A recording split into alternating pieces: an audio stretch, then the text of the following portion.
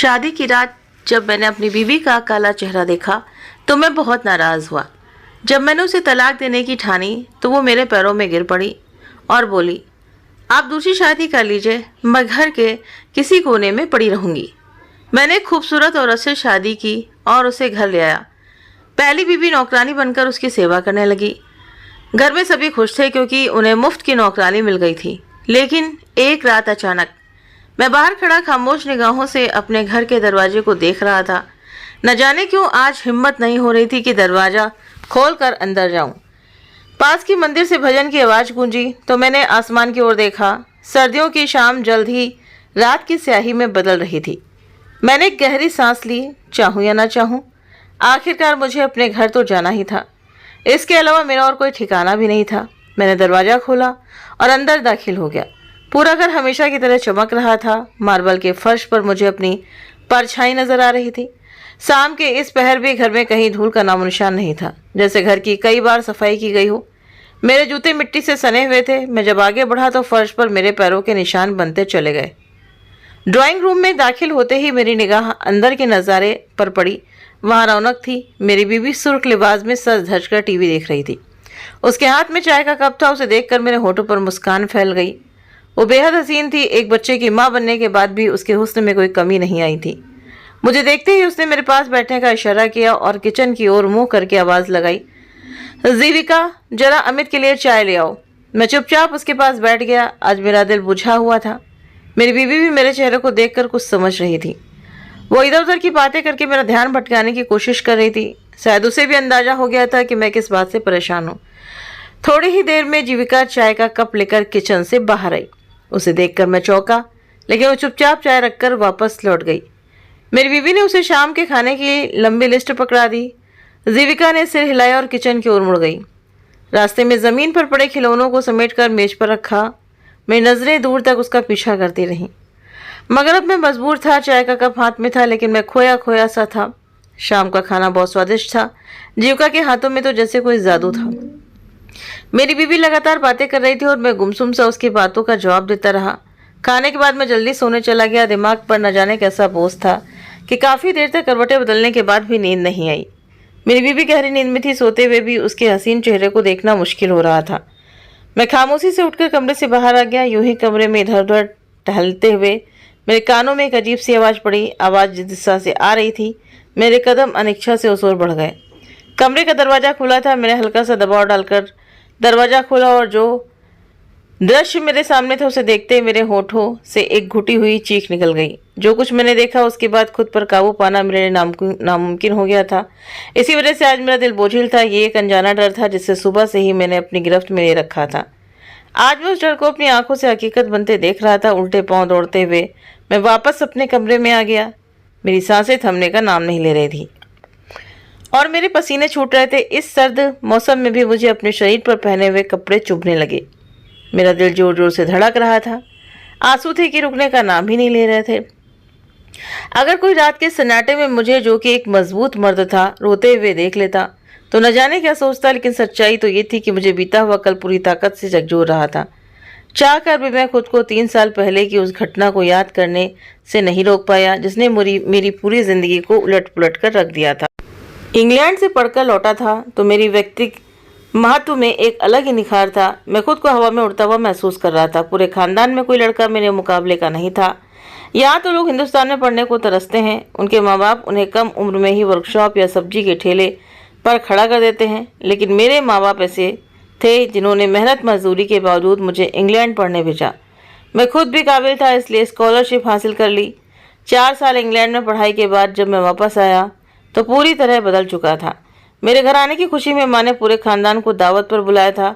खानदान की औरतें मेरा माथा चूमते मेरे लिए दुआएं कर रही थी। मैं सब समझ रहा था। लड़कियां छिप छिप कर मुझे देख रही थी और एक दूसरे को इशारे कर रही थी। हर घर की ये ख्वाहिश थी कि मैं उनका दामाद बनूं। इस सोच ने मुझे थोड़ा घमंडी बना दिया था, और घमंडी क्यों ना होता, मैं खूबसूरत भी था, पढ़ा लिखा भी था और हिंदुस्तान आते ही मुझे एक बेहतरीन नौकरी भी मिल गई थी। अब तो ऐसा लगने लगा था जैसे घर में रुपयों की बहार आ गई हो। इन सब बातों ने मिलकर मेरी व्यक्ति महत्व में एक अजीब सा घमंड भर दिया था। दावत के दौरान भी मैंने कई लड़कियों की निगाहें खुद पर महसूस की थी, लेकिन मैंने सर झुक दिया। शादी करूँगा तो अपनी ही मर्जी से, और मेरी बीवी तो बिल्कुल मेरे बराबर की होनी चाहिए। इस ख्याल ने मेरे दिल में गहरी जगह बना ली थी। दावत खत्म हुई तो माँ बर्तन समेटते हुए बेहद खुश नजर आ रही थी। वो बार बार मेरी बलाएं ले रही थी। पहले इस खानदान ने कभी हमें महत्व ही नहीं दिया था, और अब जब मेरा बेटा शिक्षित हो गया है तो देखो कैसे सब हमारे आगे पीछे फिर रहे हैं। वो बड़े फक्र से कह रही थी। मैं मुस्कुरा दिया। तभी वो पिताजी के पास बैठकर उन्हें किसी रिश्तेदार के बारे में बताने लगी, जिन्होंने मुझे अपनी बेटी का रिश्ता देने की बात की थी। मुझे गुस्सा आ गया। माँ, मेरे लिए रिश्ता देखने की कोई ज़रूरत नहीं है। शादी तो मैं अपनी मर्जी से ही करूँगा, मैंने कहा। लेकिन माँ का तो चेहरा ही उतर गया।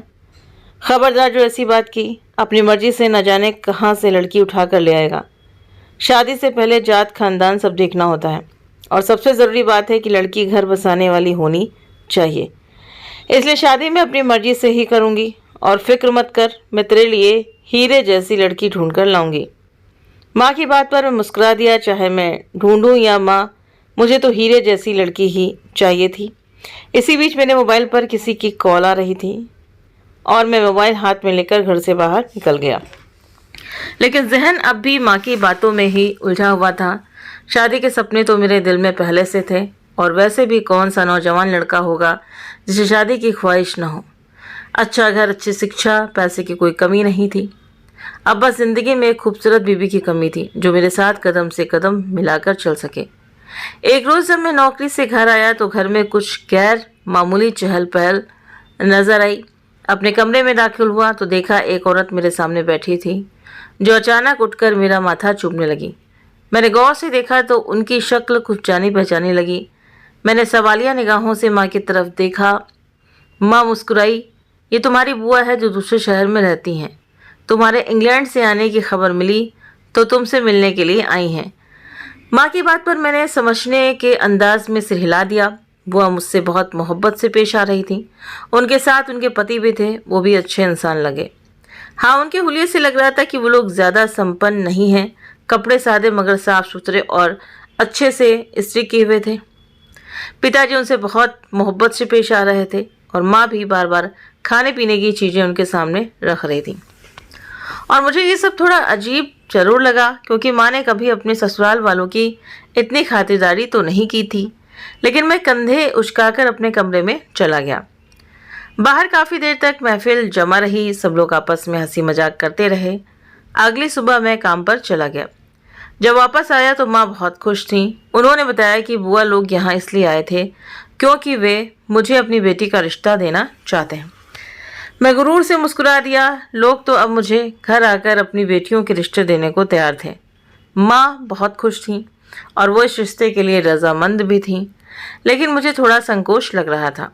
मैं लड़की को देखना और उनसे मिलना चाहता था।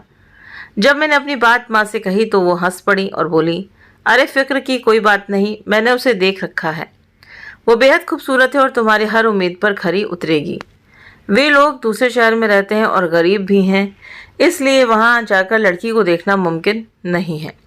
मैं जल्दी शादी करना चाहती हूँ, और मेरी बूढ़ी हड्डियों में अब इतना दम नहीं कि तुम्हारे नखरे उठाऊं।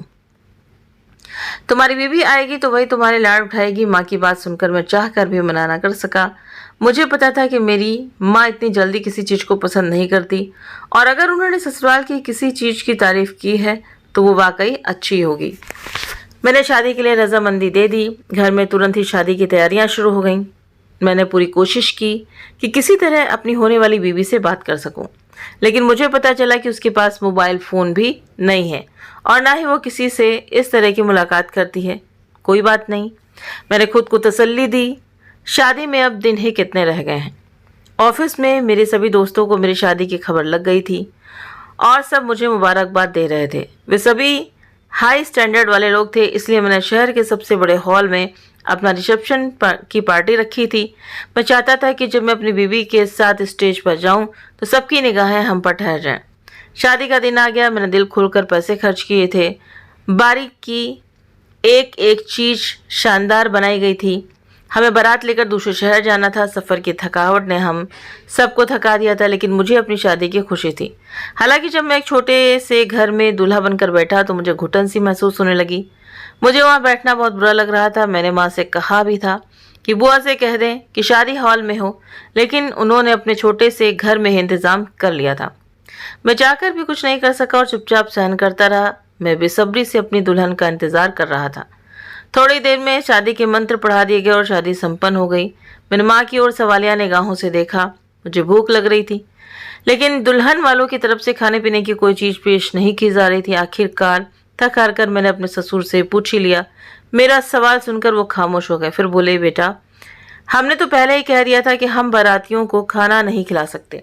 तुम्हारी माँ से पहले बात हो गई थी। उन्होंने कहा था कि बारातियों को खाना वो खुद खिलाएंगी। उन्होंने ये बात बहुत आम अंदाज में कही, लेकिन मेरे ऊपर तो जैसे पहाड़ टूट पड़ा। मुझे बहुत गुस्सा आया। ये तो सीधी सादी मेरी बेइज्जती थी। मेरे साथ आए मेहमान इधर उधर खाना ढूंढ रहे थे और मेरा चेहरा शर्म से लाल हो गया था। ससुराल वालों के खिलाफ ये मेरे दिल की पहली गांठ बन गई थी। मैं चुपचाप उठा और एक जान पहचान वाले को फ़ोन कर खाने के लिए कह दिया। थोड़ी देर में बारातियों का खाना पहुंच गया। मैं माँ से कुछ पूछना चाहता था, लेकिन वो समय सही नहीं था। मैंने खुद को समझाया, चलो कोई बात नहीं। जब मेरी दुल्हन को मेरे सामने लाकर बैठाया गया तो मुझे थोड़ी तसल्ली हुई। वो लंबी कद की थी और उसने चेहरे पर घूंघट लिया हुआ था। उसका सजा संवरा हुआ रूप देखकर मुझे लगा कि वो ज़रूर बहुत खूबसूरत होगी। अब मुझे रुखसती की जल्दी होने लगी। थोड़ी ही देर में बारात रवाना होकर शहर के लिए निकल गई। जब हम वापस पहुंचे तो रात हो चुकी थी। मैं बेसब्र हो रहा था, लेकिन माँ को रस्मों की पड़ी थी। छोटी छोटी कई रस्में करते करते रात के 12 बज गए। आखिरकार मैंने इशारे से माँ को बता दिया कि अब मैं अपने कमरे में जाना चाहता हूँ। मेरा इशारा सबने देख लिया और हंसने लगे। फिर माँ मेरी बीवी को कमरे में ले जाकर बैठाई। उनके चेहरे पर एक अजीब सी मुस्कान थी, जिसकी वजह मुझे समझ नहीं आई। मेहमान कमरे से रुखसत हो गए तो मैंने दरवाज़ा बंद किया और पलटा। बेड पर मेरी बीवी अपने लहंगे को फैलाए बैठी थी। कमरे में असली फूलों से बहुत खूबसूरती से सजावट की गई थी।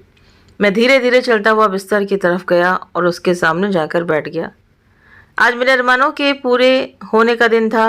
मेरी शानदार ज़िंदगी में जो एक कमी थी वो आज पूरी हो गई थी। एक खूबसूरत बीवी जिसकी मौजूदगी मुझे मुकम्मल बना देती। मैंने हाथ बढ़ाकर उसका घूंघट उठाया, लेकिन अगले ही पल जैसे मेरे पैरों तले ज़मीन खिसक गई। मेरी आंखें हैरानी से फटी की फटी रह गईं, क्योंकि सामने मेरी बुआ की बेटी बैठी थी। वो मुस्कुरा रही थी, लेकिन उसकी मुस्कान के बावजूद चेहरे पर कोई खास चमक नहीं थी। उसका रंग बेहद सांवला था, नए नक्श भी साधारण थे, और सबसे बड़ी बात, उसके दाएं गाल के ठीक ऊपर एक उभरा हुआ बड़ा सा मस्सा था। मेरे दिल में एक टीस सी उठी। वो चुपचाप बैठी थी, शायद मेरी तारीफ की या मुंह दिखाई के तोहफे की उम्मीद कर रही थी। लेकिन एक नज़र डालने के बाद मेरा मन नहीं हुआ कि मैं दोबारा उसकी तरफ देखूं। गम और गुस्से से मेरे दिमाग की नसें जैसे फटने लगीं। ये क्या किया माँ ने? उन्होंने तो कहा था कि तुम बेहद खूबसूरत हो, लेकिन तुम्हारी सूरत तो ऐसी है कि मैं तुम्हें एक बार देखने के बाद दोबारा नहीं देख सकता। तुम मेरी उम्मीदों पर खरी नहीं उतरी। मुझसे बहुत बड़ी भूल हो गई कि बिना देखे तुमसे शादी कर ली। मेरे लबों से ये कड़वे अल्फाज निकल पड़े। वो जो अब तक धीमे धीमे मुस्कुरा रही थी, अचानक मेरी तरफ देखने लगी। मेरी बातों ने उसकी आंखों में आंसू ला दिए थे। मैंने नफरत भरी नज़र से उसे देखा और घृणा से मुंह फेर लिया।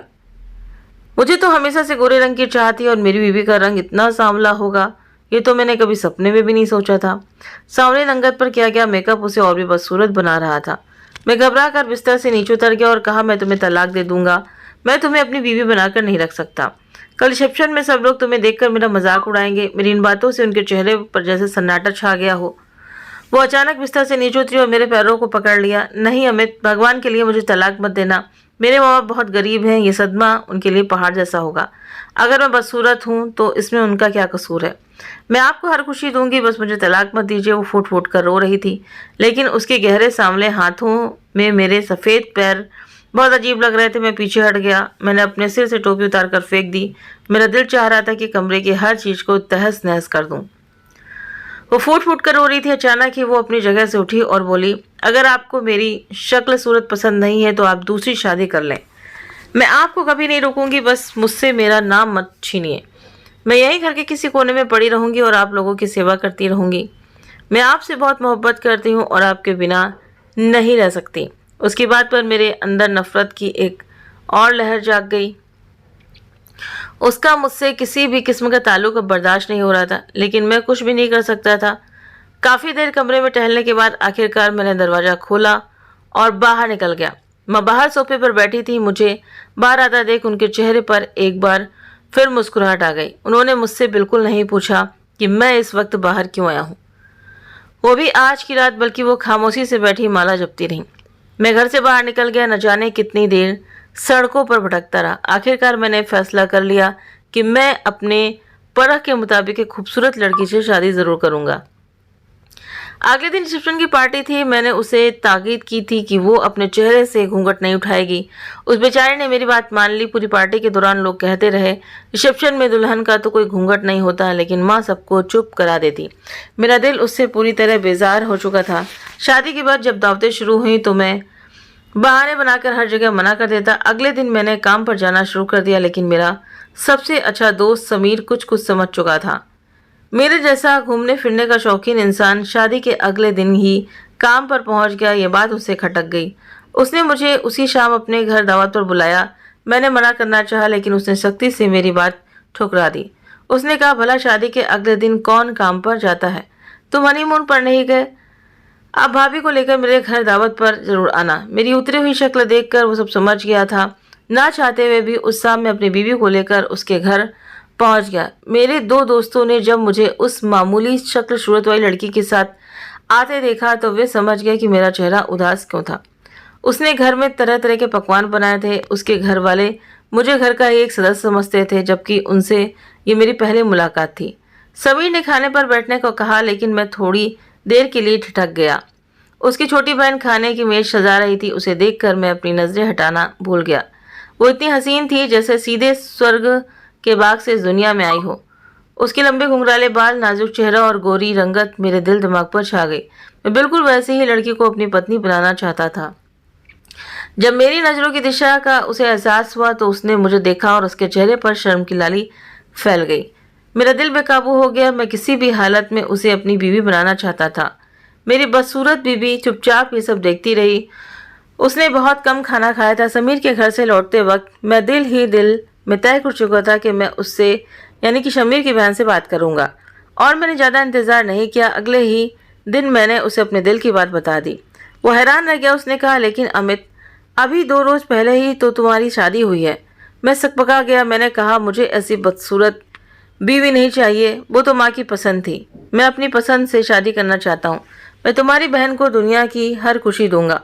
मैंने उसे हर तरह से यकीन दिलाया। मेरा शानदार स्टेटस, बेहतरीन नौकरी और पैसों की भरमार ने शायद उसे सोचने पर मजबूर कर दिया। आखिरकार उसने मेरे हक में फैसला कर लिया और मेरी शादी के लिए हामी भर दी। उस रोज मैं बहुत खुश था। मैंने घर आकर सबसे पहले माँ को बताया। मेरी बात सुनकर उनके चेहरे पर कोई हैरानी नहीं थी, जैसे कि सब पहले से तय हो। 1 हफ्ते बाद ही मैं प्राची से शादी कर उसे अपने घर ले आया। उसकी खूबसूरत और बनाव श्रृंगार देखकर मेरी पहली बीवी जीविका कुछ पल वहीं खड़ी रही और फिर खामोशी से कमरे से बाहर निकल गई। मैंने अलमारी से उसके सारे कपड़े निकालकर सोफे पर रख दिए और कहा, इस कमरे में अब प्राची रहेगी। तुम माँ के कमरे में या स्टोर रूम में सो जाओ। मैं नफरत भरे लहजे में कहा, लेकिन वो कुछ नहीं बोली। हाँ, उसकी आंखों में आंसू जोर चमक रहे थे। उसने चुपचाप स्टोर रूम को अपना ठिकाना बना लिया। माँ सुबह से देर रात तक उससे काम करवाती थी। उन्हें जैसे कोई मुफ्त की नौकरानी मिल गई हो। बात बात पर वो उसे डांटती, फटकारती और अपमानित करती। मुझे हैरानी थी, क्योंकि अपनी नरम मिजाज माँ का ये रूप मैंने पहले कभी नहीं देखा था। लेकिन मुझे जीविका में कोई दिलचस्पी नहीं थी, इसलिए माँ उसके साथ जो भी सलूक करती मुझे कोई फर्क नहीं पड़ता था। मैं तो अपनी नई जिंदगी में मग्न था। प्राची फैशनेबल लड़की थी। बुनाई स्टाइल के कपड़े पहनती और हमेशा मेकअप किए रहती। उसका हुस्न देखकर मैं बहुत खुश रहता। घर के सारे काम जीविका करती थी, इसलिए प्राची को किसी काम की ज़रूरत ही नहीं पड़ती थी। शादी के कुछ ही समय बाद मैं प्राची को लेकर हनीमून पर चला गया। यूरोप का लंबा टूर करने के बाद जब लौट कर आया तो पता चला कि प्राची गर्भवती है। मेरी ज़िंदगी अब पूरी होने जा रही थी। मैं बेहद खुश था। बस एक बात खटकती थी। घर में खामोशी से चलती फिरती जीविका मुझे अब किसी साय की तरह लगने लगी थी। तो कभी कुछ नहीं कहती थी। कई बार माँ ने उसके साथ मारपीट भी की और वो चुपचाप सहती रही। एक दिन दूध गिर जाने पर माँ ने उसे छड़ी से इतना मारा कि वो फूट फूट कर रो पड़ी। फिर भी उसके होठों से एक भी शिकायत नहीं निकली। न जाने क्यों उस दिन मेरे दिल में एक अजीब सी बेचैनी भर गई। अगर मैं काम पर होता तो उसकी शिकायती निगाहें मुझे हर जगह नजर आती। आज भी मैं इसलिए जल्दी वापस आया था और अब रात के इस पहर जो कुछ मैंने देखा उसे देखकर मैं फूट फूट कर रो पड़ा।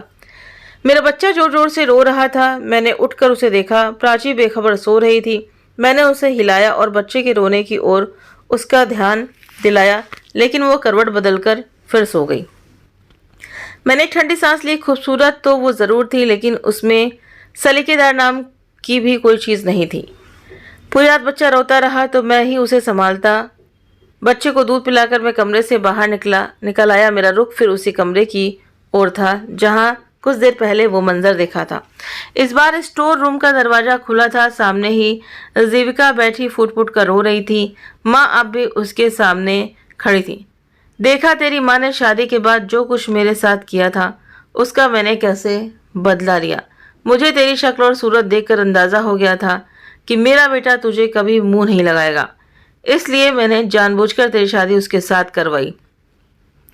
अब देख, तू घर में किसी कचरे की तरह पड़ी रहती है और तेरी माँ के दिल को जो तकलीफ होती है उससे मुझे बहुत सुकून मिलता है। आधी रात को यहाँ भगवान की माला जपकर क्या साबित करना चाहती हैं? बहुत बड़ी नेक बनने की कोशिश कर रही हैं। चल उठ, मेरे लिए दूध गर्म कर ला। माँ ने उसे जोर से लात मारी। वो फिर सिसक उठी और चुपचाप अपनी जगह से उठ खड़ी हुई। मुझ पर तो जैसे कोई पहाड़ टूट पड़ा था। माँ ने मुझे अपने पुराने बदले के लिए इस्तेमाल किया था। मुझे नहीं पता था कि बुआ ने उनके साथ क्या किया था, लेकिन इन सब में जीविका का तो कोई कसूर नहीं था। वो मेरे पास से खामोशी से गुजरने लगी। एक निगाह उसकी मुझ पर पड़ी तो मैं सर से पांव तक कांप गया। अगर वो बैठकर भगवान से मेरी शिकायतें कर रही थी तो भगवान जाने मेरा अंजाम क्या होगा। मुझे ऑफिस के लोगों के बदले हुए चेहरे याद आने लगे। बॉस को बार बार मेरी शिकायतें दी जा रही थी। मेरा बच्चा लावारिस की तरह सारा दिन पड़ा रहता था। प्राची अपने हुस्न और सजने संवरने में ही मस्त रहती थी। जीविका मेरे पास से निकलना चाह रही थी, लेकिन मैंने उसका हाथ थाम लिया। रात के इस समय आप मेरी पत्नी के साथ इस तरह का व्यवहार नहीं कर सकती माँ। जो कुछ मैंने आज सुना है उसके बाद मैं ये पाप अपने सिर नहीं लेना चाहता। आज से जीविका को भी मैं अपनी पत्नी का दर्जा दूंगा। वो अब स्टोर रूम में नहीं बल्कि दूसरे कमरे में रहेगी। इन दोनों पत्नियों के साथ इंसाफ करना अब मेरी जिम्मेदारी है और आज के बाद आप मेरी पत्नी को कुछ नहीं कहेंगी। मैंने हाथ उठाकर माँ से कहा, जिनके चेहरे का रंग उड़ चुका था, लेकिन न जाने क्यों मेरे दिल में एक अजीब सा सुकून उतरता हुआ महसूस हो रहा था। जीविका की आंसू भरी आंखों में भी एक अनोखी खुशी झलक रही थी। उसके चेहरे पर मुस्कान थी। मैंने गौर से उसका चेहरा देखा। दुपट्टा थोड़ा सा ढलका हुआ था और उसके चेहरे पर मासूमियत बिखरी हुई थी। वो हसीन नहीं थी, लेकिन बदसूरत भी नहीं थी। मैंने धीरे से उसका हाथ थामा और उसे अपने कमरे की ओर ले गया। सुबह होते ही मैंने ऐलान कर दिया कि मैं अपनी दोनों पत्नियों को बराबरी का हक दूंगा। प्राची पहले तो खूब रोई, चीखी चिल्लाई, लेकिन फिर चुप हो गई क्योंकि उसे मेरी दौलत और जायदाद से हाथ धोना मंजूर नहीं था। और जीविका, वो इतनी खुश थी कि उठते बैठते भगवान का शुक्र अदा करना नहीं भूलती। घर के सारे काम वो अब भी पहले की तरह ही करती थी। फर्क बस इतना था कि अब उसकी आंखों में आंसुओं की जगह हर वक्त मुस्कान रहती थी। उसकी संगत में रहते हुए मुझे एहसास हुआ कि सच्चा सुख देने वाली पत्नी कैसी होती है। मेरे कपड़े जूते हमेशा तैयार हालत में मिलते। वो अपने हाथों से मेरे लिए गर्मा गर्म खाना परोसती और कभी कोई शिकायत नहीं करती। और अब तो मैंने भी दिल में ये ठान लिया था कि मैंने उसके साथ जो भी जुल्म किए हैं मैं उसका प्रायश्चित जरूर करूंगा। तो इस कहानी का नैतिक संदेश ये है कि सच्चा सुख और सच्चा रिश्ता सिर्फ रूप और दिखावे से नहीं होता, बल्कि प्रेम, समर्पण और सेवा भाव से बनता है। जब इंसान अपने अंदर झांक कर अपनी गलतियों को स्वीकार करता है और उन्हें सुधारने का निर्णय लेता है, तभी वो वास्तव में इंसाफ करता है, खुद के साथ भी और दूसरों के साथ भी। जीविका जैसी पत्नी का सम्मान और प्रेम पाने से अमित को यह एहसास हुआ कि असली खूबसूरती बाहरी नहीं बल्कि भीतरी होती है, जो त्याग, सेवा और मुस्कान में बसती है। तो दोस्तों, ये थी आज की कहानी। इस कहानी के बारे में आप सभी की क्या राय है तो प्लीज़ कमेंट बॉक्स में ज़रूर बताइए। अगर आप सभी को ये कहानी पसंद आई हो तो वीडियो को लाइक करें, शेयर करें और हमारे चैनल को सब्सक्राइब करना ना भूलें। मिलते हैं आप सभी से नेक्स्ट वीडियो में नई कहानी के साथ में। Thank you.